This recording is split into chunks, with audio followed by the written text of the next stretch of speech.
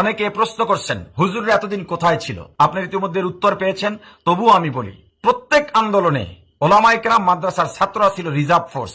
এই স্বৈরাচার পতনের লক্ষ্যে ওলামায়ে কেরাম নিয়মিত আন্দোলন করে গেছে। প্রতিটা আন্দোলনে ওলামায়ে কেরাম কিংবা মাদ্রাসার ছাত্ররা শাহাদাত বরণ করেছেন, জেল কেটেছেন অসংখ্য ওলামায়ে কেরাম। এই কোটা বিরোধী আন্দোলনেও মাদ্রাসার ছাত্রদের কোনো স্বার্থ ছিল না। তবু আমাদের ছাত্র ভাইদের যখন রক্ত ঝরানো হয়েছে, মাদ্রাসার ছাত্ররা কিন্তু বসে থাকে নাই। আমার নেতৃত্বেই বিশাল একটা অংশ নিয়মিত আমরা যাত্রাবাড়িতে আন্দোলন করেছি। যাত্রাবাড়ি থেকে আমরা শাহবাগে মার্চ করেছি এবং গুলির সামনে, টিয়ার সেলের সামনে আমরা নিয়মিত আন্দোলন করেছি।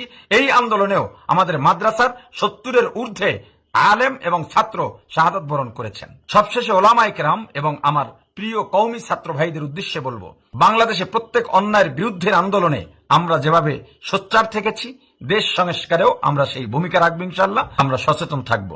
আল্লাহ আপনাদের সবাইকে ভালো রাখুন।